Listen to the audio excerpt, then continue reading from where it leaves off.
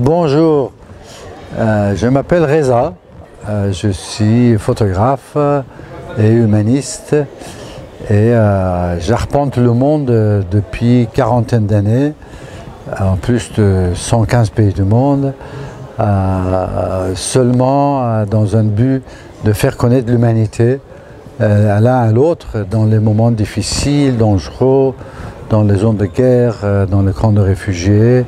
Voilà ce que j'ai vécu depuis ce temps, les guerres et les conflits.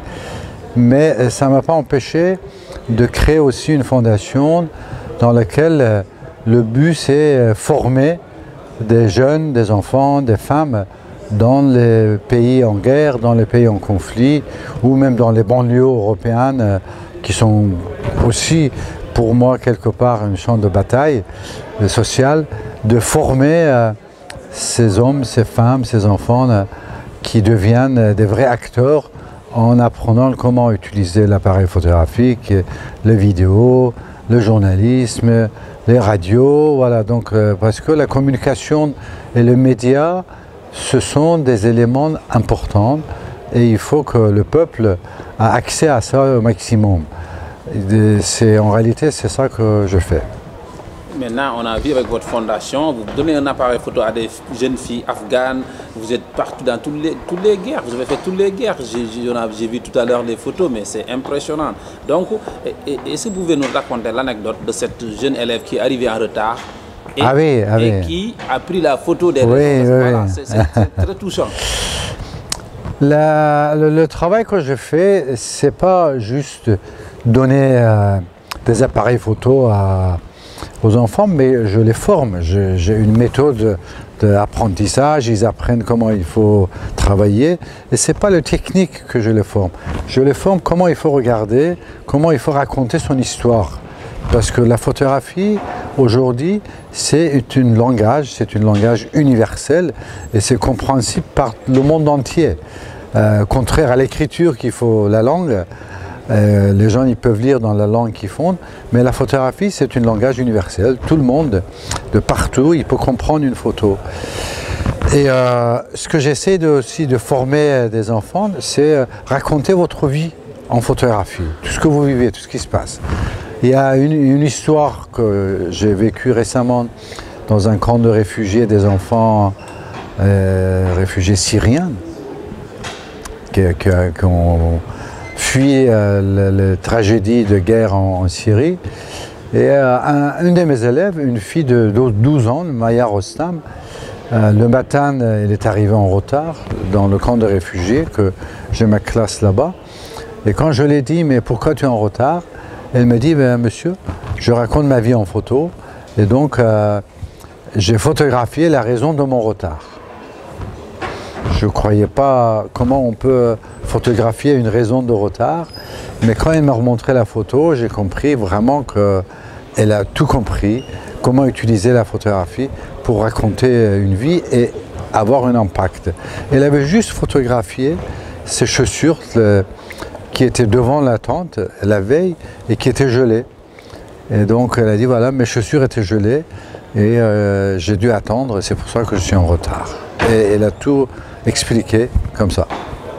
Mais au total, vos photos on les utilise à National Geographic, vos photos? Oui, enfin, je suis photographe indépendant, mais j'ai dû travailler pour le Time Magazine, pour Newsweek, pour Paris Match, pour Figaro, pour National Geographic et plein d'autres publications dans le monde qui utilisent mes photographies depuis ces 40 ans sur leur couverture, à l'intérieur. J'ai fait une trentaine de livres aussi sur les différents thèmes pour faire connaître l'humanité l'un et l'autre, en réalité, parce que la photographie a cette capacité de créer des liens entre les êtres humains, entre les communautés, entre les pays, entre les peuples, et faire connaître l'un et l'autre. Parce qu'on a peur de quelque chose qu'on ne connaît pas. La photographie peut permettre à se faire connaître. C'est aussi simple que ça. Et dans toutes vos histoires, dans toutes les guerres, tous les camps de réfugiés que vous avez fait, quelle est l'histoire qui vous a marqué le plus? Et il me faut 40 ans pour raconter ce que j'ai vécu et qui m'a marqué plus, parce que il n'y a pas une seule histoire qui vous marque, c'est une multitude des histoires, une multitude de ce que vous voyez tous les jours. Parce que quand on voit comment les enfants ils meurent de faim, quand on voit comment les femmes et les enfants ou les civils ils sont déchiquetés par les bombes, tout ça ce sont des moments vraiment durs et inoubliables. Donc chacune de mes photographies c'est une histoire inoubliable. Et aujourd'hui, vos photographies sont aussi exposées, par exemple, au bord de la Seine, dans beaucoup de pays, dans des musées. Racontez-nous un petit peu comment voilà. En plus de publication de mes photographies dans les journaux, dans les magazines, je fais aussi beaucoup des installations photographiques dans les galeries, dans les musées, mais aussi dans les villes. Parce que comme je suis architecte de formation, donc j'essaie de trouver dans chaque ville les lieux et les endroits importants, impactants, et je crée des expositions de plusieurs centaines de mètres. Par exemple, devant la Seine, c'était 400 mètres de long, ce que les gens ils peuvent voir de très loin. Et j'utilise les murs des villes, au lieu que ce soit les publicités, comme une page blanche de formation pour les gens de la ville. Voilà. Et maintenant, quel conseil vous pouvez donner à des gens comme vous, rares, qui sont vraiment des vrais amoureux de la photographie, qui veulent percer dans le métier? Quel conseil vous pouvez leur donner? Parce que ce n'est pas évident de nos jours où chacun a son petit Samsung, tout le monde maintenant fait des photos, mais voilà, la différence c'est quoi? Le secret? Bah déjà, il faut comprendre une chose, c'est que la même façon qu'avoir un crayon dans la main et un cahier blanc devant vous, vous ne devenez pas Léopold de Senghar. Vous voyez, ce n'est pas l'outil qui fait le poète.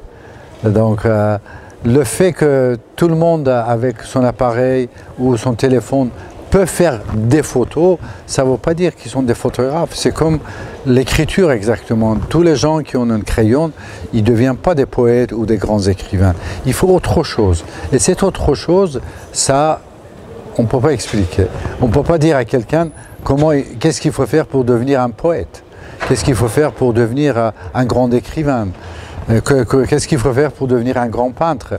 Certes, il y a beaucoup de travail au départ. Il faut vraiment beaucoup transpirer, il faut beaucoup travailler, il faut connaître l'outil, il faut connaître tout le travail qui a été fait avant par les grands maîtres.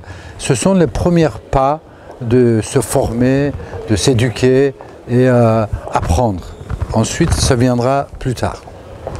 Et aujourd'hui, je suis désolé, juste une dernière question. Dites-moi.